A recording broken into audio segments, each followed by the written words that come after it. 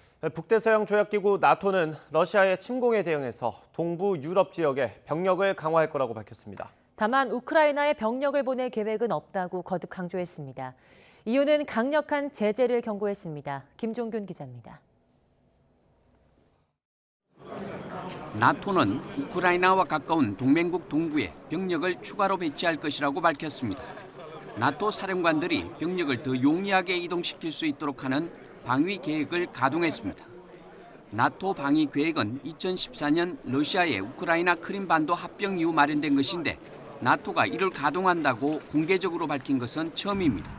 이에 따라 나토 신속 대응군 등이 동부 유럽에 배치될 수 있게 됩니다.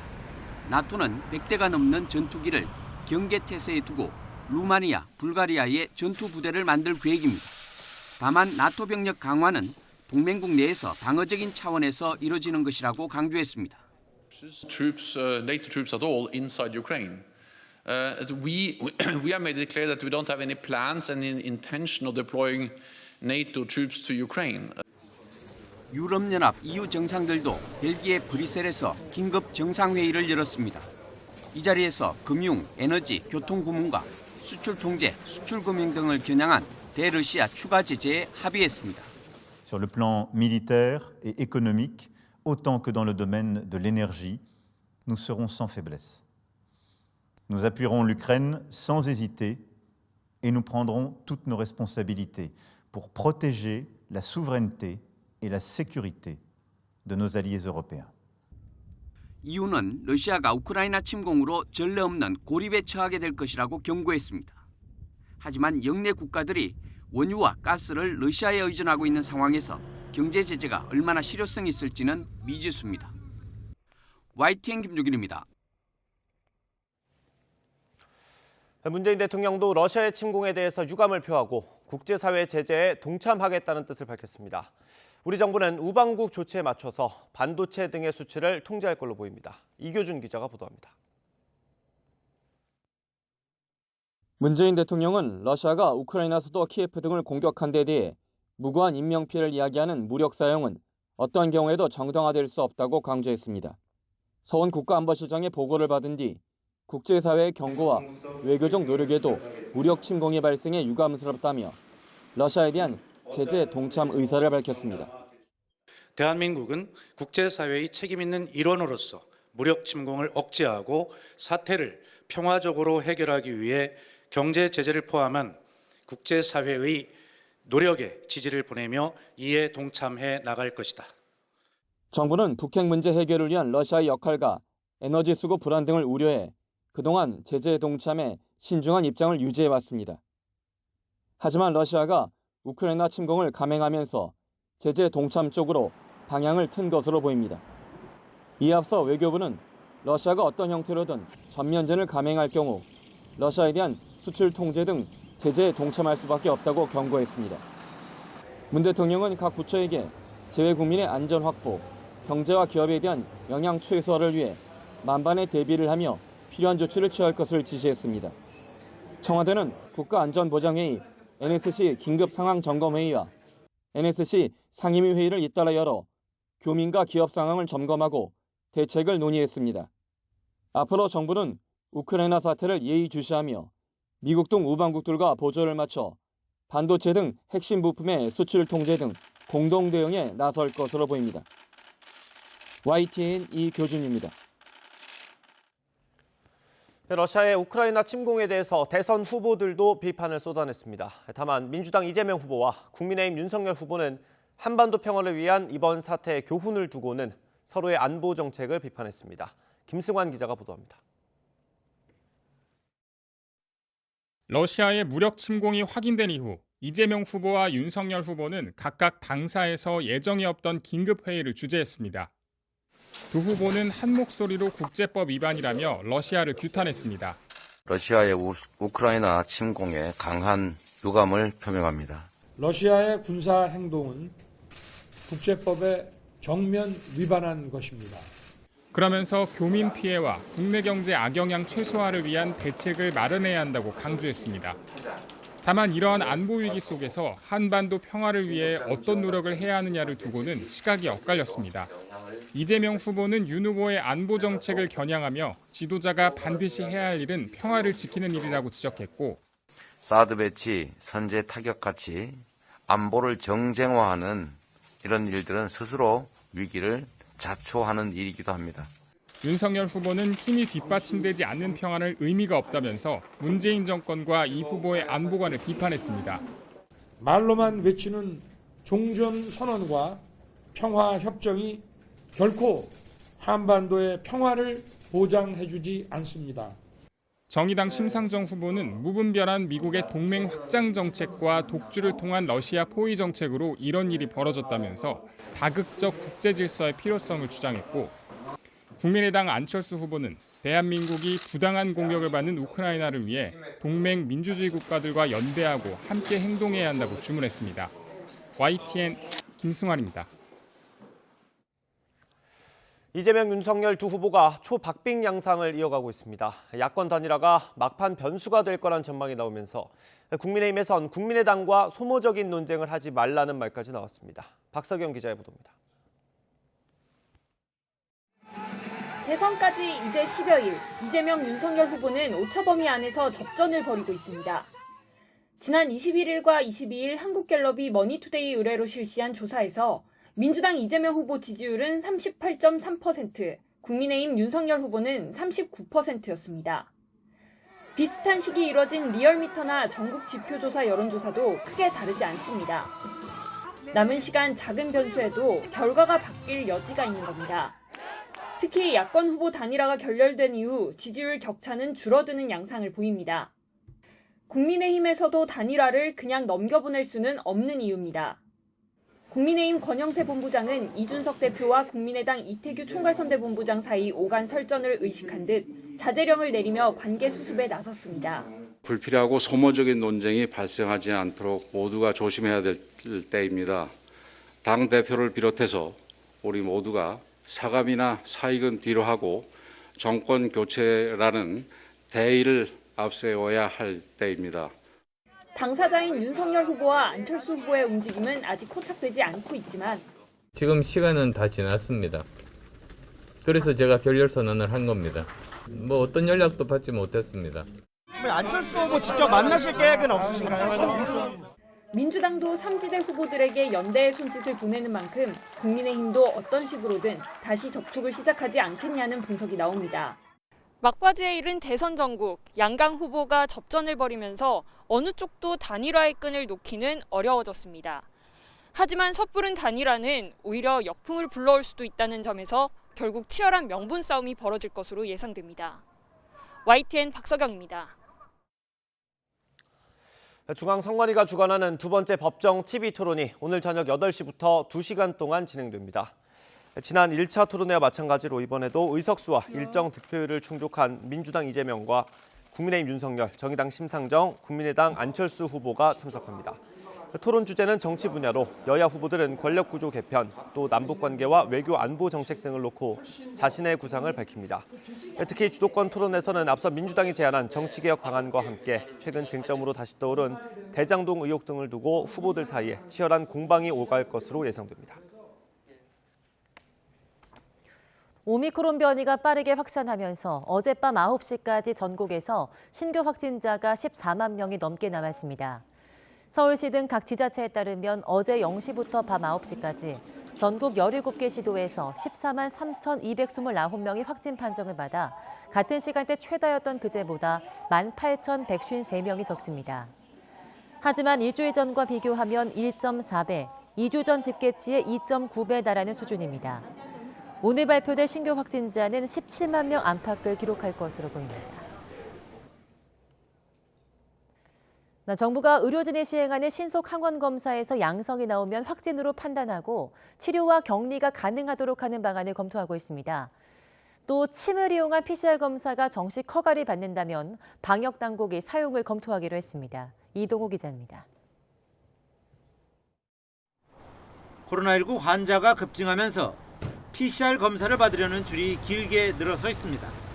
PCR 검사 용량이 턱 밑까지 차올라 번호표를 주며 다음 날에 검사하기도 합니다.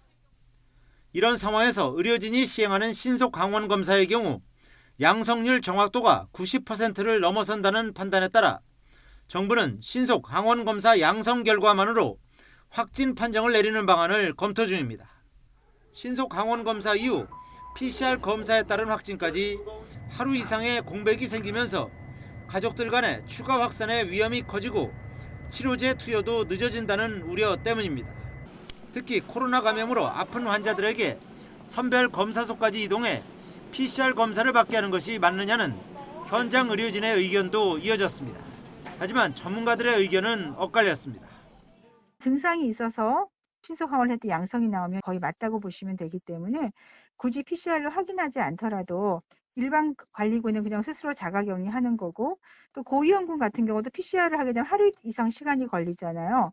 그 경우에는 그냥 바로 치료제를 처방할 수 있게 하는 것이 약 24% 정도의 위양성률이 있기 때문에 팍스로비드를 처방할 경우 감염이 되지 않았는데, 즉 다른 감염증인데 팍스로비드를 처방하는 그런 낭비가 있을 수 있어요. 좀 더 좀 검토해 볼 필요가 있다고 생각합니다. 이런 가운데 방역 당국은 코 속이 아닌 목구멍 근처에서 검체를 채취하는 타액 PCR 검사가 정식 허가를 받는다면 사용을 검토하기로 했습니다. 타액 검사 PCR은 지금 식약처에서 정식 허가를 받은 제품이 없는 상황입니다. 식약처에서 정식 허가 받은 제품이 있는 경우라면은 당연히 이 부분을 사용할 수 있을 것으로 보고요. 현행 PCR 검사나 전문가용 신속 항원 검사는 코 속 깊숙이 면봉을 넣는 비인두도말 검체 채취 방식이라 통증이나 상처를 유발할 수 있어 특히 어린 학생들에게 공포심과 거부감을 주고 있습니다. 앞서 서울시 교육청은 유치원생과 초등학생을 대상으로 타액을 이용한 신속 PCR 검사를 시범 도입하겠다며 방역 당국의 적극적인 검토를 촉구했습니다. YTN 이동호입니다. 경북 예천에서 7살 여아가 코로나19에 확진되고 닷새 만에 숨졌습니다. 수원에서는 7개월, 4개월 된 영아가 병원 문턱을 넘기 전에 잇따라 숨지는 등 셀프 재택치료 사각지대 속에서 어린 생명이 희생되는 일이 반복되고 있습니다. 이윤재 기자입니다. 코로나19 확진 판정을 받은 7살 A양. 지난 22일 대구의 한 종합병원에서 치료를 받던 중 숨졌습니다. A양은 지난 17일 PCR 검사를 하고 다음 날 양성 통보를 받은 뒤 재택치료를 해왔습니다. 재택치료 사흘째 가슴과 배에 통증을 느껴 보건소에 알렸고 1시간 반 만에 병상을 찾아 영주 적십자병원에 입원했습니다. 병원 치료에도 A양 건강이 회복되지 않아 하루 만에 대구에 있는 대학병원으로 옮겼지만 가족품으로 돌아오지 못했습니다. 모니터링하고 하면서 그런 기저질환이 없는 걸로 그렇게 조사가 돼 있더라고요. 신속하게 아주 도에서도 담당 과장이 직접 병상 챙기고 해서 바로 배정받아가지고 소방 119 통해가지고 바로 병원 이송했죠. 수원에서는 생후 4개월 영아가 지난 18일 확진돼 22일 심정지 상태로 병원으로 옮겨졌지만 끝내 숨졌습니다. 지난 18일에도 생후 7개월 아기가 병원 이송 중에 사망했습니다. 오미크론 변이의 폭발적 확산과 함께 백신 대상이 아닌 소아 청소년 감염이 빠르게 늘었고 생명까지 잃는 일이 반복된 겁니다. 11세 이하 소아의 경우에는 현재 예방접종의 대상이 아닙니다. 백신 접종을 받지 않다 보니 오미크론에 대한 저항력이 약한 측면이 지금 확진자 증가세로 좀 귀결이 되고 있는 것으로. 특히 영유아는 고열이 지속할 경우 성인보다 위험하고 의사 표현이 서툴러 치료 시기를 놓칠 가능성이 큽니다. 이른바 셀프 재택 치료를 하다 의료진 손길이 닿기 전에 병세가 악화할 수 있다는 겁니다. 정부는 늘어나는 소아 응급 상황에 신속하게 대응하기 위해 소아 전문 응급센터를 만들겠다고 밝혔습니다. 하지만 확진자 폭증에 의료진마저 부족해 어린 생명의 희생을 막을 대책이 되기에는 부족하다는 우려가 제도 시행 전부터 나오고 있습니다. YTN 이윤재입니다. 최근 하루 확진자가 17만 명 수준까지 발생하며 마스크 착용의 중요성이 더 커졌는데요. 여전히 마스크를 써달라는 말에 택시기사에게 폭력을 행사하는 일이 끊이지 않고 있습니다. 김철희 기자가 보도합니다. 지난 14일 밤 수원시 장안동의 한 도로. 술에 취한 남성이 마스크를 벗은 채 택시 안으로 들어오려 시도합니다. 이를 본 택시 기사가 남성에게 마스크 착용을 부탁하자 마스크 쓰고 타세요. 이후 끊임없이 욕설을 퍼붓습니다. 누가 먼저 욕을 하는 내리세요. 한참 이어지는 욕설에 차량 밖으로 택시 기사가 따라 내리자 기사를 차도 쪽으로 휙 밀치더니 마스크를 잡아 뜯어 길 위에 던져버립니다. 그러고도 분이 덜 풀렸는지 여러 차례 손찌검이 이어집니다. 폭행이 있었던 택시 승강장 옆 도로는 늦은 시간까지도 차량 통행이 많은 곳입니다. 자칫 2차 사고로까지 이어질 수 있었던 겁니다. 택시기사 몸에는 여전히 폭행의 흔적이 남아 있습니다. 마스크를 써달라는 정당한 요구를 했을 뿐인데 이런 모욕적인 일을 당한 이유를 아직 이해할 수 없습니다. 나도 당했지만 다른 사람도 당할 수도 있다. 많이 당하니까 이거는 경각심을 느껴야 되겠다. 전염이 됐을 경우에 하루에 태우는 손님이 최소 20명이에요. 현재 경찰은 남성을 폭행 혐의로 입건한 뒤 수사를 이어가고 있습니다. 마스크 써달라는 말에 택시에서 일어나는 폭력 사건은 하루 이틀의 문제가 아닙니다. 지난해 12월에는 중년 배우가 마스크를 써달라는 택시 기사에게 폭언을 퍼부어 논란이 됐습니다. 야, 네가 말을 좋게 하고. 지난해 5월 경기 오산시에서는 한 남성이 마스크를 써달라는 택시 기사와 다투다 출동한 경찰관까지 폭행했습니다. 전문가들은 택시에서의 폭력은 피해가 더 클 수 있는 만큼 처벌도 더 엄해야 한다고 지적합니다. 택시 기사들은 처한 상황이 가장 약한 그런 취약한 사람이기 때문에 피할 수 있는 장소나 공간적인 것도 있고 있지만 택시라는 그렇지 못하잖아요. 현행 도로교통법에 따라 운행 중인 자동차 운전자를 폭행하면 5년 이하의 징역 또는 2천만 원 이하의 벌금을 내야 합니다. 만약 마스크까지 착용하지 않았다면 감염병 예방법 위반으로 10만 원의 과태료도 함께 물게 됩니다. YTN 김철입니다.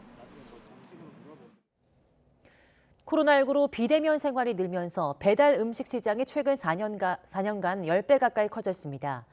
플라스틱 용기 사용도 그만큼 많아졌는데요. 재활용률은 45%에 그친 것으로 나타났습니다. 보도에 박홍구 기자입니다.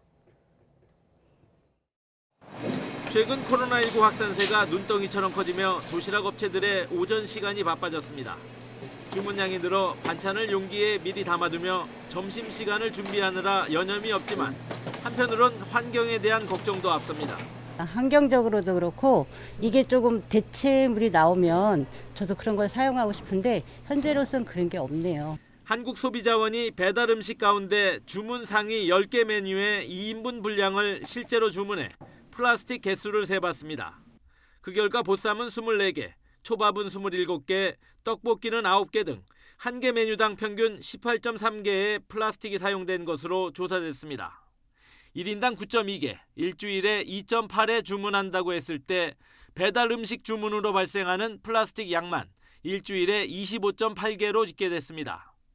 배달 음식 이용자 1명이 1년간 사용한 배달 용기는 1,300여 개, 10.8kg에 달하는 것으로 조사됐습니다.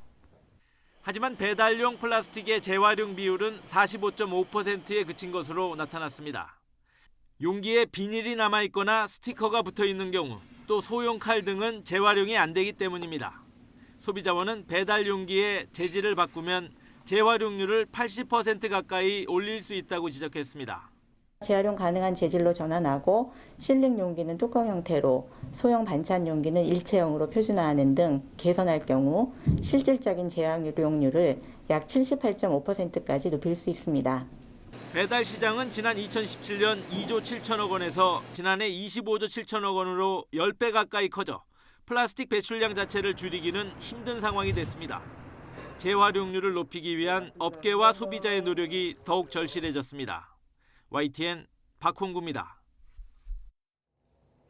그룹 방탄소년단 BTS가 올해 글로벌 레코딩 아티스트상을 또 받았습니다.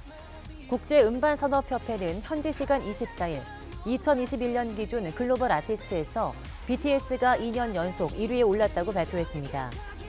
BTS는 지난해 아시아 가수로 처음 영미권 팝스타들을 제치고 글로벌 아티스트 정상에 오른 데 이어서 이번에 처음 2년 연속 1위를 차지했습니다. 국제음반산업협회는 2013년부터 세계 팝 가수와 그룹 등을 대상으로 글로벌 아티스트를 선정하고 있습니다.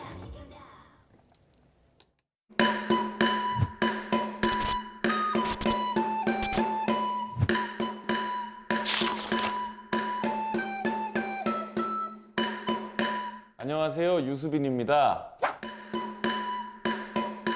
아, 달고나. 아, 이거 어려운데, 그죠? 바야흐로 1990년대 말이죠.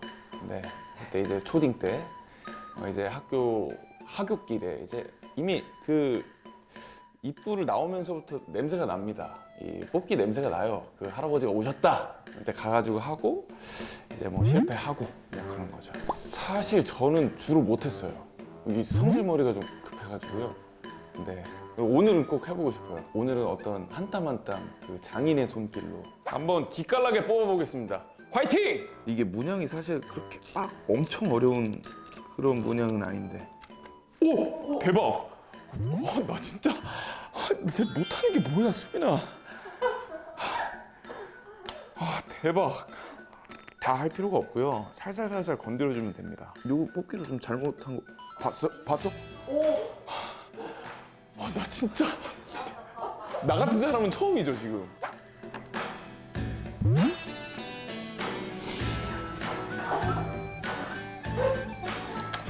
한 번 더. 이 바늘이 아닐 수도 있잖아요. 저는 비록 이 뽑기에 실패를 했지만 우리 국민 여러분들은 이번에 진짜 잘 찍고 잘 뽑았으면 좋겠습니다. 보트 포 사랑, 보트 포 코리아.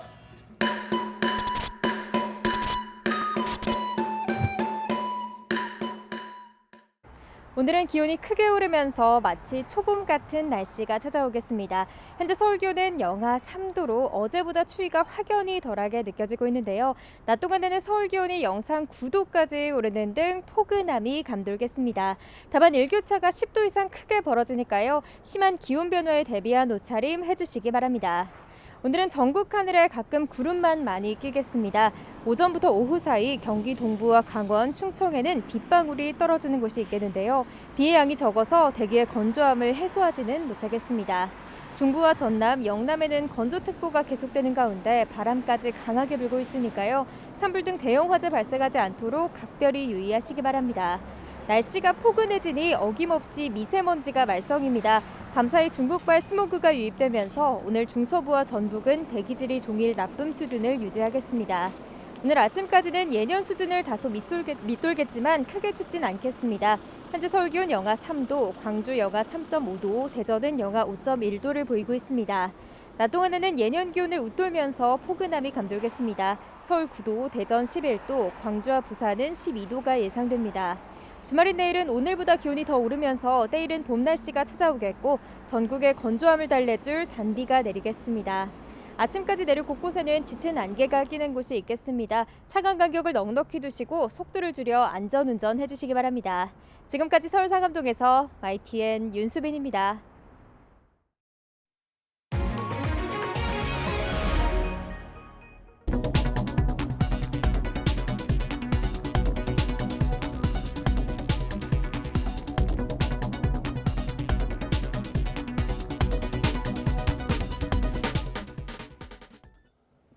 이상으로 굿모닝 YTN 마치겠습니다. 잠시 후 YTN24가 이어집니다. 시청해주신 여러분 고맙습니다.